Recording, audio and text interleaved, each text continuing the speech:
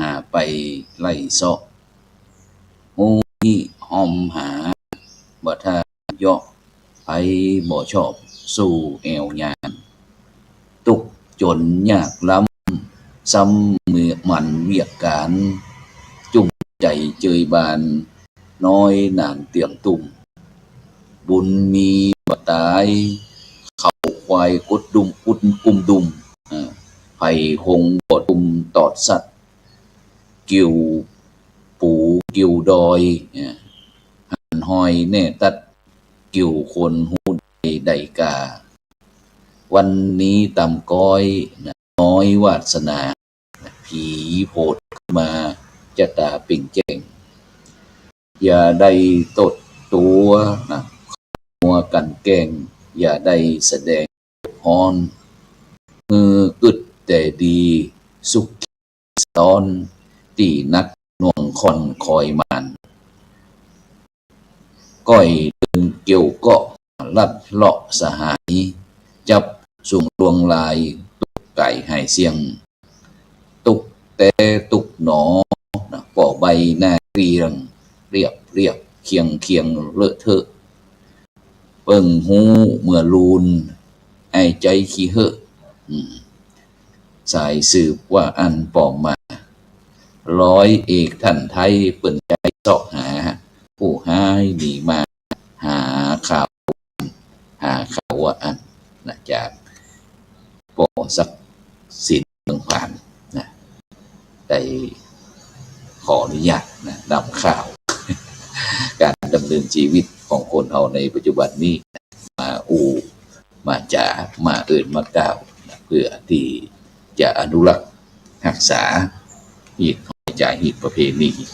พื้นบ้านล้านนาของเราฉะนั้นในเจ้าวันนี้ก็เป็นเจ้าวันเสาร์นะเสาร์เก่าเดือนสิงหาคมนะปีพุทธศักราช2569นะปกติก็จะเป็นหน้าที่ของท่านอาจารย์พระครูสิริปริยัตยานุศาสตร์ท่านอาจารย์ดร.พันพระมหาดวงจันทร์พุทธศรีโลรองเจ้าคณะอำเภอแม่แจ่มเจ้าวาดวัดปันแหวนนะก็จะมาพบกับบรรดาท่านผู้ฟังท่านผู้ชมบอกว่าสมาเตบรรยายอยู่ที่กลางจังหวัดนะท่านอาจารย์ช่วยเป็นธุระเป็นภารกรรมหนึ่งนะก็ยินดีสำหรับคณะครูบาอาจารย์ที่อันพระสงฆ์นักพัฒนาพระนักเจริญการของเขานะซึ่งแต่ละวันนั้นก็จะหมุนเวียนเปลี่ยนกันนะอย่างวันจันทร์นี่ก็จะเป็นท่านอาจารย์พระมหาอนุวัฒน์ทิตเมโทนะเจ้าวัดหนองปะขอเมืองลำพูนกับท่านอาจารย์กับท่านอาจารย์พระครูสุจินต์นันทกิจเจ้าคณะอำเภอสันติสุขเมืองน่านนะวันอังคารก็จะเป็นท่านอาจารย์พระมหาพระอาจารย์สกุลภาษาธานิโยนะจากเจียงดาวกู้กับท่านอาจารย์พระครูวิทยาศาสตร์ประดิษฐ์นี่ก็เจ้าคณะอำเภอบ้านโคกจังหวัดอุตรดิตถ์วันพุธก็จะเป็นท่านอาจารย์อิการลุณชัยและนันชัยโยนะกู้กับท่านสามเณรวีระเดชยศกันโทเน้นมากช่วงนี้บอกว่าลูกกันวัดลงคอหลวงป่อนะขออนุญาตก่อน วันพฤหัสบดีก็จะเป็นท่านอาจารย์พระครูสุชาติธรรมวุฒินะวัดเหล่ายางแม่วางกูกับท่านอาจารย์พระมหาวรเชษฐ์มหาวิริโยนะวันศุกร์ท่านพระมหาจิตการอภิปุญโญหลวงพ่อเจ้าคณะอำเภอภูซางก็จะกูท่านอาจารย์พระครูสิริสุตโสพลด็อกเตอร์นะเจ้าคณะอำเภอดงเจริญจังหวัดพิจิตรวันเสาร์ก็จะเป็นท่านอาจารย์ครูสถิตธรรมวิพัฒน์เจ้าคณะตำบลนี่ก็เมืองลำปางเนาะกูก็ท่านอาจารย์พระครูสิริปริยัตยานุศาสตร์นะแล้วก็วันอาทิตย์นี้ก็จะเป็นพระครูสิริรัตนโสภิตด็อกเตอร์นะเจ้าคณะอำเภอเมืองลำปางเลขานุการเจ้าคณะจังหวัดลำปางกับท่านอาจารย์พระครูภาวนาเจติยานุกิจด็อกเตอร์นะผู้ช่วยเจ้าอาวาสวัดพระเจ้าแห่เมืองแปร่วัดบ้านถิ่นนอกนะนี่ก็เป็นคณะครูบาอาจารย์ที่จะนำสาระธรรมะมาจากกรรมฐานผู้ฟังนะเจ้าวันนี้ออกอากาศที่ อาคารพระธรรมสิทธาจารย์5 จันทร์วัดประสิงห์พระมหาวิหารแต่ว่านี้เป็นวันธรรมสวนะวันแห่งการฟังธรรมแต่ว่านี้ในลงอุโบสถเสร็จเรียบร้อยก็มีอันศรัทธาญาติโยมมาแอวมาอู้เรื่องกฐินเขาบอกโอ้อาจารย์เจ้าเนาะเหลือให้2 เดือนตอนนั้นเด้อจะออกพรรษาเนาะโอ้นี่แต่ของเฮ้ยเพราะว่าตั้งแต่เข้าพรรษามานี่บ่ใครได้อยู่วัดวัน2 วันออกวัน2 วันออ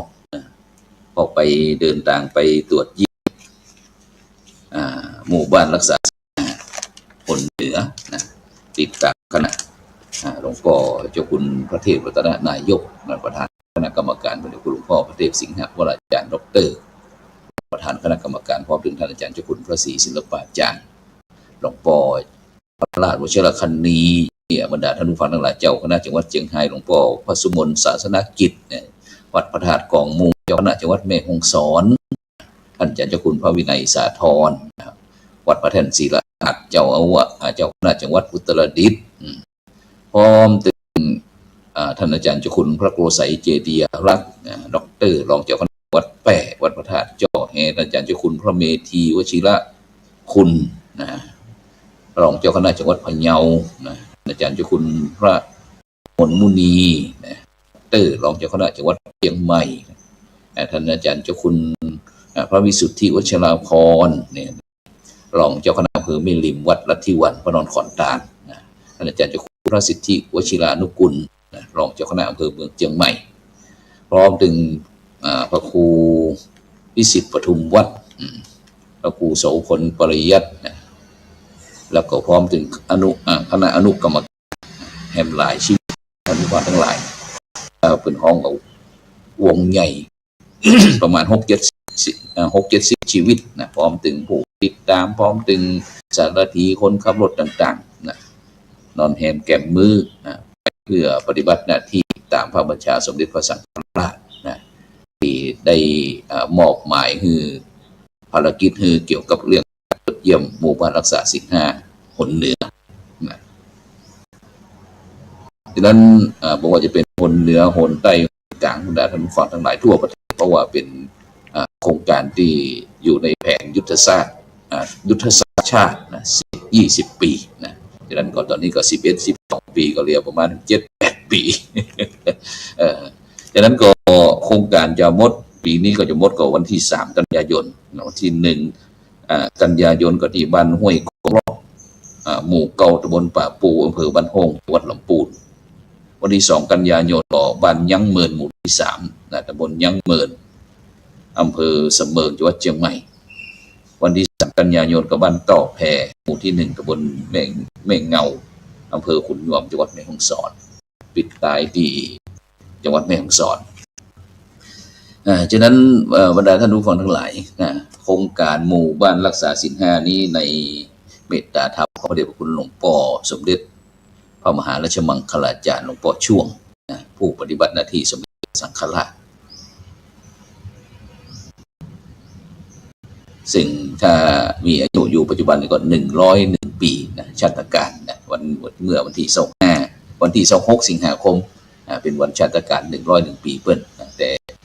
คณะกรรมการโครงการหมู่บ้านรักษาศีล5 หนเหนือนี่ก็ได้ถือโอกาสบำเพ็ญบุญบำเพ็ญกุศลอุทิศถวายแก่หลวงปู่สมเด็จพระมหาราชมังคลาจารย์เมื่อวันที่25ที่วัดพระแก้วดอนเต้าสุชาดาพระอารามหลวงที่จังหวัดลำปางในเมตตาธรรมของหลวงพ่อพระราชจินตวชิราภรณ์เจ้าคณะจังหวัดลำปางเพิ่นก็ได้อำนวยความสะดวกในการจัดสถานที่บำเพ็ญบุญบำเพ็ญกุศลอุทิศถวายแก่ปฐมผู้อำนวยการเจ้าของโครงการหมู่บ้านรักษาศีล5หลวงพ่อเจ้าพระคุณสมเด็จพระมหาราชมังคลาจารย์นี่ก็สำนึกในเมตตาธรรมที่ได้มอบมรดกอันล้ำค่าเพราะว่าหลวงพ่อนั้นก็ได้นึกถึงเรื่องความสุขของมากพระพุทธเจ้าก็บอกว่าจงไปทีละลูกจะไปด้วยกัน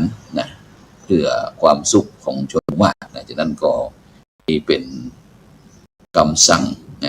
ของพระพุทธเจ้าที่สั่งให้พุทธศาสนิกต่างๆได้เดินทางปฏิบัติหน้าที่ฉะนั้นแต่ว่านี่เป็นวันพระเป็นวันธรรมสวนะวันแห่งการฟังธรรมบรรดาท่านผู้ฟังทั้งหลายฉะนั้นก็เข้าพรรษา1 เดือนผ่านไปถอยหลังจะออกพรรษาให้เหมาะฉะนั้นบรรดาท่านผู้ฟังทั้งหลายการดำเนินชีวิตของเราท่านทั้งหลายในปัจจุบันนี้ก็ค่อนข้างที่จะมีความเสี่ยงนักหนาปาปางเช่นเดียวกันเพราะว่าการมีชีวิตในปัจจุบันเนี่ยมัน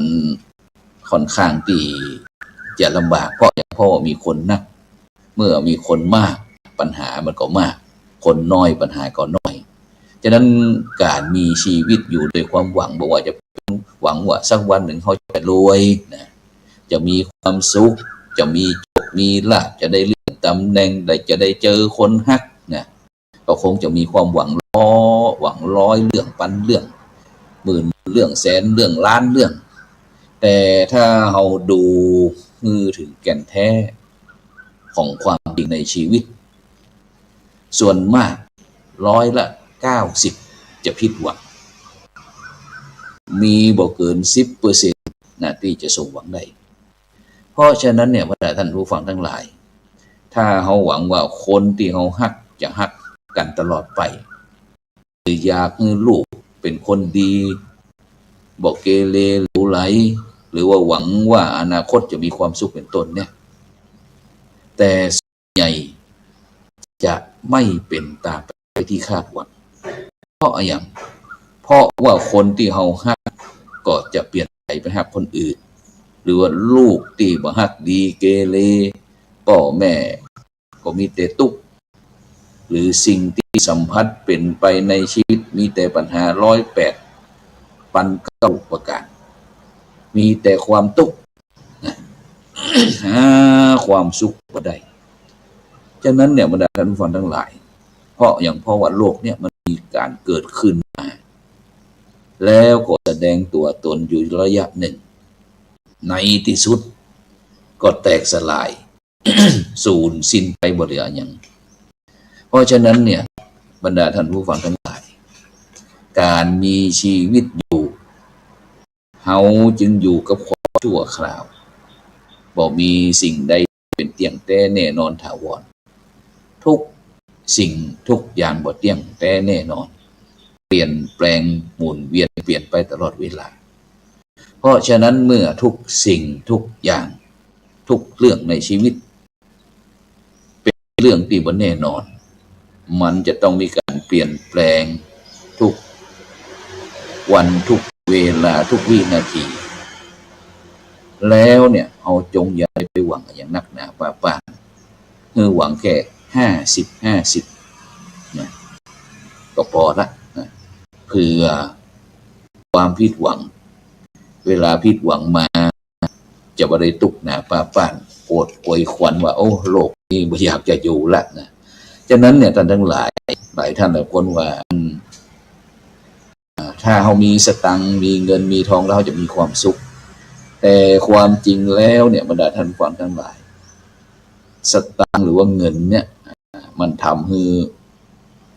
งมง่ายงมงายโง่งกต้องเป็นเหยื่อเปิ้นความจริงเงินเนี่ยมีไว้สำหรับแลกเปลี่ยนอาหารเสื้อผ้าที่อยู่ที่อาศัยสิ่งของต่างๆตามความจำเป็นของชีวิตแต่คนเราเนี่ยบรรดาท่านทั้งหลายมีความโลภความต้องการอยากได้เงินนักๆโดยคิดว่าถ้ามีเงินนักๆแล้วจะมีความสุขแต่การมีเงินมากมีดินทรัพย์สินสมบัติพัสถานให้นามหาศาล เป็นภาระที่จะต้องคอยดูคอยรักษาเสียเวลาจะต้องคอยห่วงกลัวว่าใครจะมาลู่จะมาแย่งจะมาชิงไปทำให้จิตใจจะหาความสงบยากบรรดาท่านทั้งหลายต้องแบกภาระ เกินความจำเป็นเฮาควรมีเงินพอกินพอใจพอรักษาคือมีแต่เพียงพอดีเท่าที่มีความจำเป็นถ้ามีเงินมากเกินไปนะมันไม่ได้เป็นประโยชน์อย่างนะมีแต่ฝากธนาคารนั่งพอบัญชีแม่เจ้าก็พอแม่ตอนก็พอแมลงก็พอนั่นนะพอตัวเลข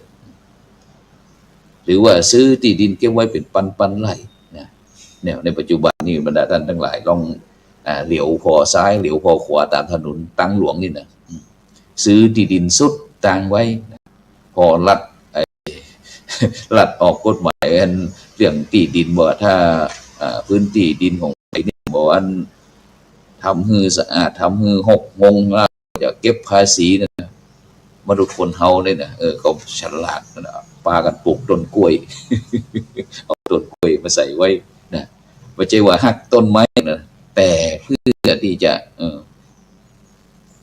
การเสียภาษีนั้นก็จะน้อยลงอีกนะหมายความว่าเป็นปลูกที่ทำกินของปลูกผลไม้ไม้ของ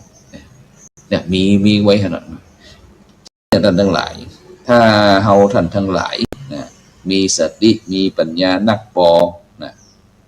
เฮาก็จะสามารถมองว่าเงินเป็นเครื่องอำนวยความสะดวกเงินเป็นเครื่องอำนวยความสบายไว้กินไว้ใจพออาศัยคือชีวิตของเฮาเนี่ยดำรงอยู่ได้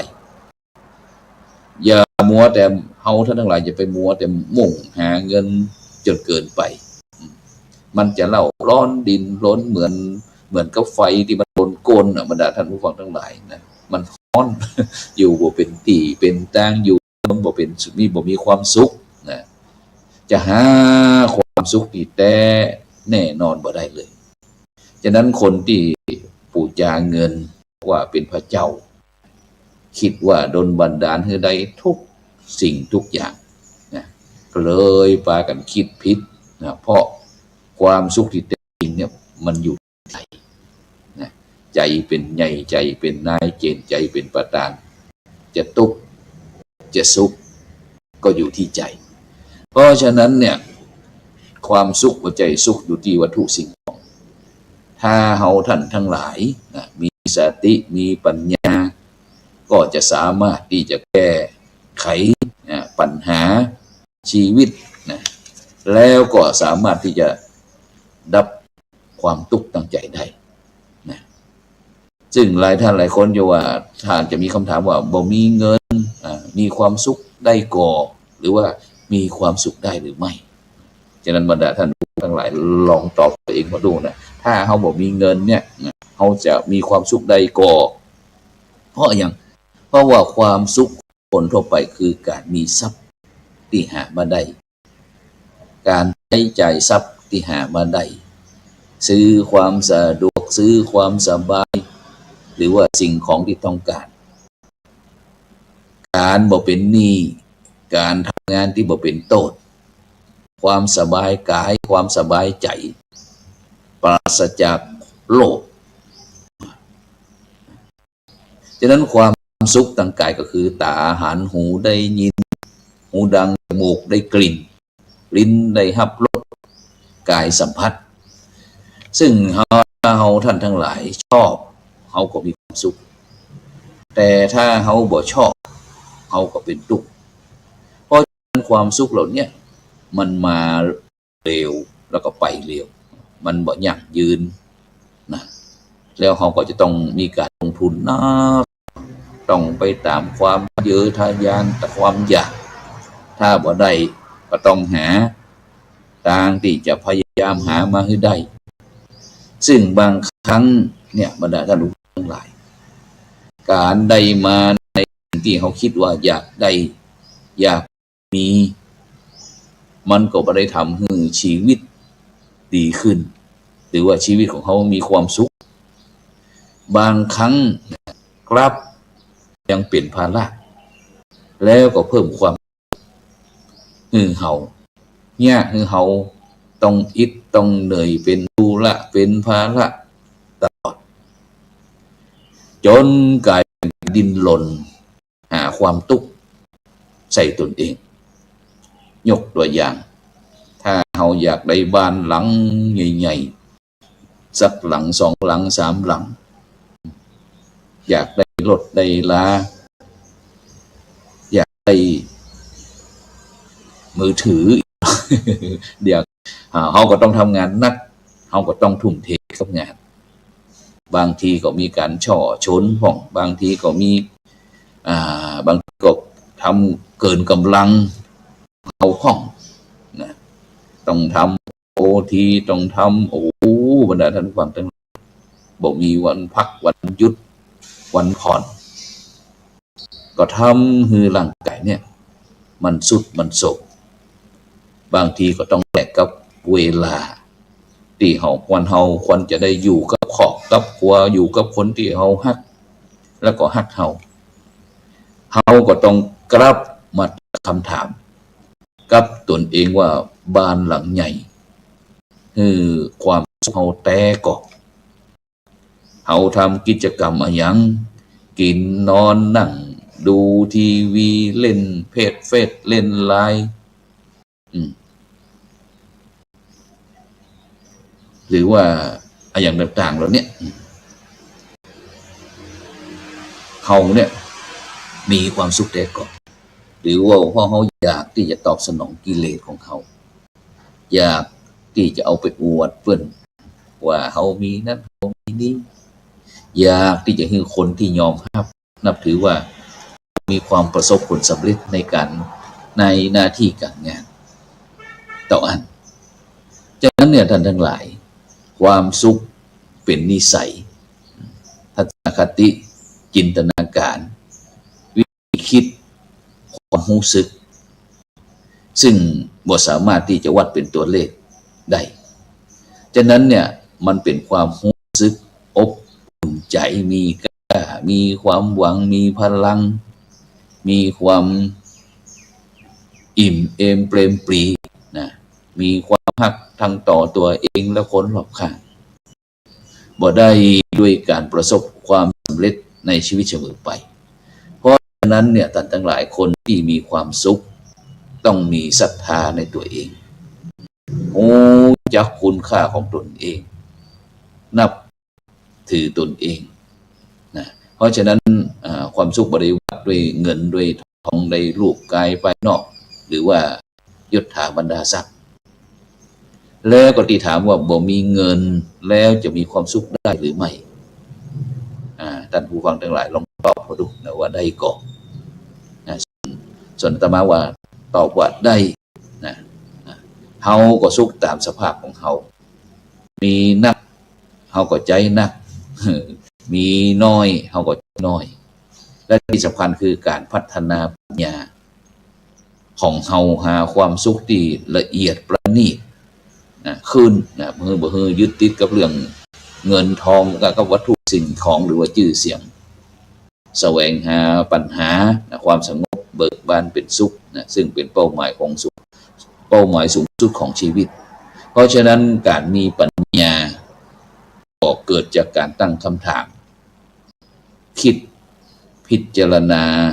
สังเกตหาคำตอบความสุขที่เกิดจากการใช้ปัญญาแสวงหาความสงบเป็นสุขที่บ่มีปัญหานะเหมือนความสุขจากกามนะมีอย่างนักหนาปาปานที่เงินซื้อบ่ได้เพราะว่าจะเป็นสุขภาพแข็งแรงมีเปรี้ยงแต่มีความจริงมีความฉลาดมีความกตัญญูตัวเนี้ยเงินหาซื้อบ่ได้เด้อนะฉะนั้นบรรดาท่านผู้ฟังทั้งหลายนะบ่ได้บอกว่าการมีเงินเป็นของดีเพียงแต่เขาต้องทำความเข้าใจถึงวิธีการหาเงินก็หาให้ถูกทางใจก็ใจให้ถูกใจให้เป็นใจเพื่อทำบุญเพิ่มสติปัญญาเพื่อสุขภาพความสุขความอบอุ่นในครอบครัวมีเงินเก็บก็มีความสุขได้มันก็เป็นเครื่องมือสร้างความสุขนะอำนวยความสะดวกแต่อย่าไปคิดว่าต้องกอบกวยไว้เยอะๆมากๆยิ่งนักยิ่งเยอะยิ่งสุขนะนั้นคิดผิดยิ่งคิดผิด นะยิ่งมัวเมาฉะนั้นเราสามารถที่จะเปลี่ยนเงินเป็นบุญได้เงินส่งเขาได้แค่โรงพยาบาลแต่บุญกุศลส่งเขาไปถึงภพชาติหน้าเพราะฉะนั้นบรรดาท่านผู้ฟังทั้งหลายนะในเจ้าวันนี้ก็เลยได้นำนานาสาระธรรมะสิ่งละอันพันละน้อยมามาจ๋ามากล่าวกับบรรดาท่านฟังในเจ้าวันเสาร์ฉะนั้นก็อยากจะให้บรรดาท่านผู้ฟังทั้งหลายนะดำเนินชีวิตโดยความบ่ประมาทในวันในเวลาเพราะว่ายิ่งเฮาประมาทนะความทุกข์ก็จะเกิดขึ้นกับเฮามากนะถ้าเฮาบ่ประมาทชีวิตเฮาก็จะมีแต่ความสงบร่มเย็นอย่างที่คณะสงฆ์ไทยเฮานะได้มอบโครงการดีๆตามแผนยุทธศาสตร์ชาติ20ปีก็คือโครงการหมู่บ้านรักษาศีล5คือที่จะให้พี่น้องประชาชนพุทธศาสนิกชนเนี่ยได้น้อมนำเอาหลักธรรมศีล5หลักศีล5ไปประยุกต์ใจในการดำเนินชีวิตบุคคลใดดำเนินชีวิตด้วยความไม่ประมาทอยู่ในศีลกินในธรรมก็ย่อมได้ความสุขความเจริญนะความมั่งมีสีสุขนะอายุมั่นยืนยาวร้อยสาวของเข้าพรรษาเพราะว่าในช่วงนี้เป็นเทศกาลเข้าพรรษาดังนั้นก็อยากจะเชิญชวนพี่น้องพุทธศาสนิกชนทั้งหลายได้ช่วยกันดำเนินชีวิตด้วยความประมาทอยู่ในศีลกินในธรรมคือการดูแลกำจุนพระพุทธศาสนาคือเป็นสิ่งที่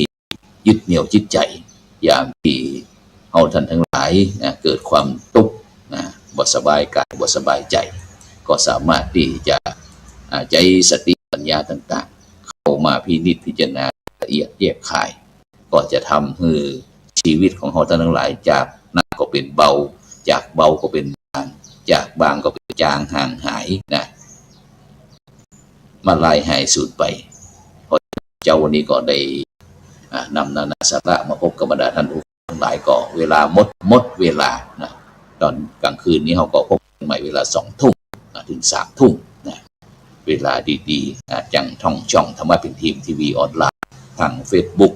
ทาง YouTube แล้วก็สถานีวิทยุเครือข่ายคลื่นสีขาวชาวประชา8จังหวัดภาคเหนือในรายการเล่าสู่หลานฟังนะซึ่งในค่ำคืนนี้จะเอาอย่างมาเล่านั่นก็พ่อครูแม่ครูนะผู้ร่วมในการเฮานะจะเอาเรื่องอย่างมาเล่ากันก็ให้ว่ากันคำหนึ่งจากนั้นก่อนในเจ้าวันนี้ก็ขอท่านทั้งหลายกินข้าวหลามน้ำแล้วนะอายุวันโนสุขังพลัง